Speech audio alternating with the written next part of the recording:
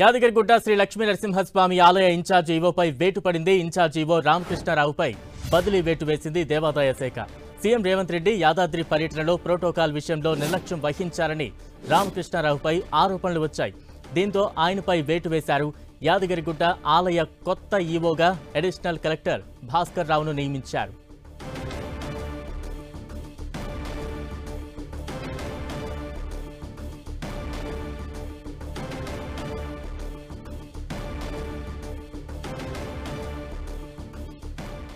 యాదగిరిగుట్ట కొత్త ఈవోగా భాస్కర్ రావు నియామకమయ్యారు. తాజా అప్డేట్స్ అందించేందుకు మా ప్రతినిధి చంద్రశేఖర్ సిద్ధంగా ఉన్నారు. చంద్రశేఖర్. బలరాం, ఇటీవల సీఎం రేవంత్ రెడ్డి అదేవిధంగా ఉప ముఖ్యమంత్రి బట్టి విక్రమార్క పర్యటన నేపథ్యంలో జరిగినటువంటి ప్రోటోకాల్ విషయంలో జరిగినటువంటి నిర్లక్ష్యం నేపథ్యంలో యాదగిరిగుట్ట ఈవో రామకృష్ణరావు ఇన్ఛార్జ్ ఈవోగా ఉన్నారు. ప్రస్తుతం రామకృష్ణరావుని దేవాదాయ శాఖ బదిలీ వేటు వేసింది. ఆయన అక్కడి నుంచి తొలగించి హైదరాబాద్ కి రిపోర్ట్ చేయాల్సిందిగా ఆదేశాలు జారీ చేసింది. దాంతో పాటు ఇక్కడ నూతన ఈవోగా అడిషనల్ కలెక్టర్ భాస్కర్ రావు నియమించడంతో ఆయన వెంటనే ఉటావుట్న వచ్చి బాధ్యతలు కూడా స్వీకరించారు. అయితే 2 రోజుల క్రితం జరిగినటువంటి సీఎం రేవంత్ రెడ్డి పర్యటనలో ఏదైతే ప్రోటోకాల్ విషయంలో అంటే అందరూ ఇటు డిప్యూటీ సీఎం, ఆ తర్వాత మంత్రులు, దేవాదాయ శాఖ మంత్రులు, అదేవిధంగా ఇతర మంత్రులు మొత్తం 3 మంత్రులు హాజరైనటువంటి కార్యక్రమంలో సరిపడా పీటలు ఒకే రకమైన ఎత్తు పీటలు లేకపోవడంతో ఒకరికి ఒకలా మరొకటి ఏర్పాటు చేయడంతో అది తీవ్ర రాజకీయ విమర్శలకు దారిచ్చిన పరిస్థితి అయితే కనిపించింది. ఈ నేపథ్యంలో దీనిపైన మొత్తం అసలు ఏం జరిగిందనేది దేవాదాయ శాఖ ఎంక్వైరీ చేసినట్టు తెలుస్తోంది. ఈ నేపథ్యంలోనే అంటే అంతమంది మంత్రులు వచ్చేది కనీసం ఒక సమాచారం ఉన్నప్పటికీ కూడా నిర్లక్ష్యంగా వ్యవహరించారని చెప్పి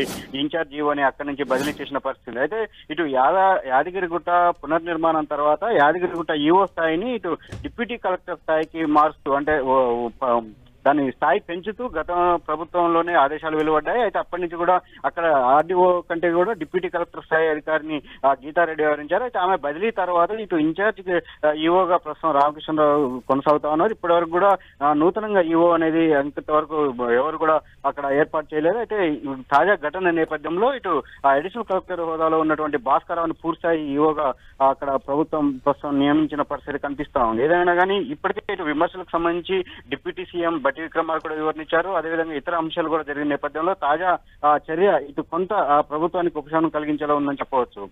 చంద్రశేఖర్, అంటే ఈ తాజా బదిలీ వేటుపై రామకృష్ణారావు ఏమైనా స్పందించారా, లేదంటే ఇతర అధికారులు ఏమైనా స్పందించారా?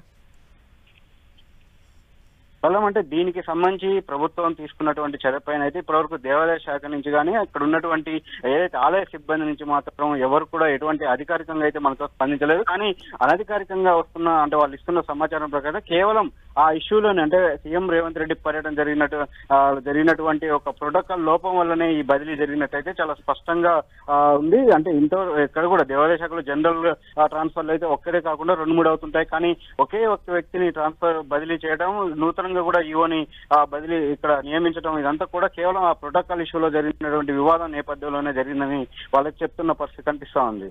Right, thank you Chandrasekhar.